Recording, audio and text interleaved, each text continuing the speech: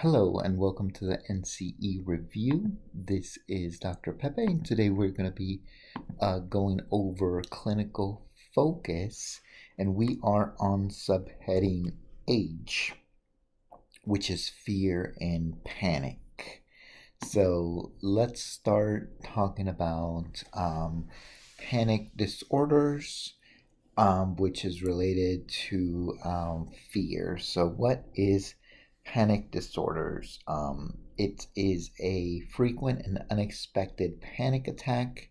These attacks are characterized by a sudden wave of fear or discomfort or a sense of losing control, even when there is no clear danger or trigger.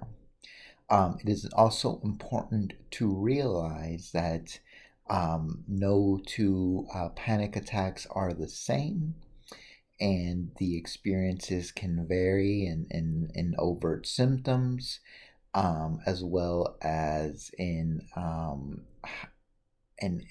when they occur.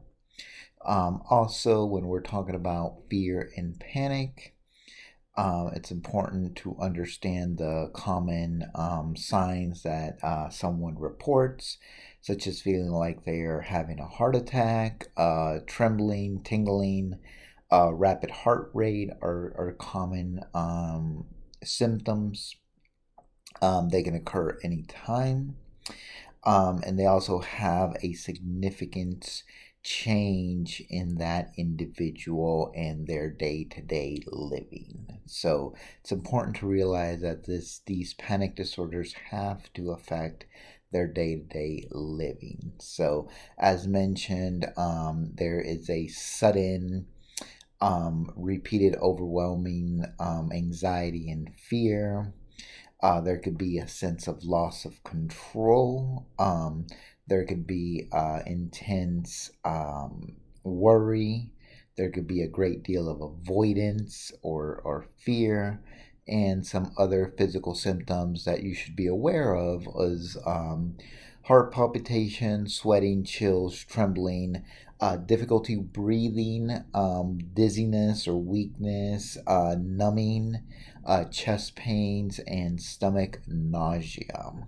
So just for you to be informed, what causes a panic disorder is that there's really no known cause. Most research says that this is a multifaceted, complicated issue. And there's both biological as well as environment components. Most experts would agree that there isn't a medical explanation. This is more of a mental health concern, because for most people that have panic attacks, they don't have the abnormalities. They just believe that they do. So that's why the panic attacks and the hypochondriacs kind of go in similar categories with the DSM.